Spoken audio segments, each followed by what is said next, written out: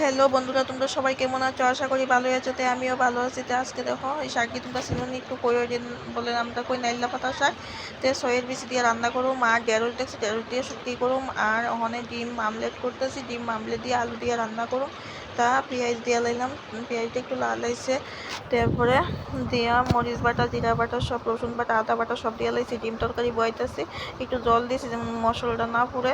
তা একটু নিয়ে আসে তো হলুদ টলুদ দিয়ে একটু কষাই লিছি। তো হালুটি দিয়ে লাইছি, তা হালুটি একটু সাদা হয়ে গেছিলাম, আমরা বাড়ি হলুদ দিয়ে রান্না করছি তাই এরকম সাদা ভাব হয়ে গেছে। দেখো আমরা পাতা দিয়ে রান্না করি, লাকড়ি নেই। তারপর দেখো সয়ের বিচি দিয়ে জলের মধ্যে একটু ভিজাইছি, এদিক দিয়ে সে একটু জল দিয়ে লাইছি ডিম তরকারির মধ্যে।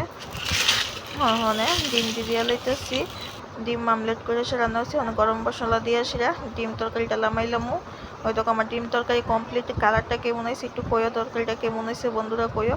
ওখানে শাক রান্না করুন, নাইলা পাতা শাক। এদিকে শুকনা মরিচ পাঁচফোড়ন রসুন বাটা সব আটা বাটা করে দিছি, রসুন বাটাটা এদিকে শাক দিয়ে লাইছি। শাকটি ফুলি ফুলি করে একটা সেটা দিয়ে লাইছি।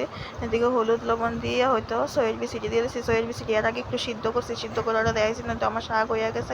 এখন ঢেঁড়স শুটকি করুম।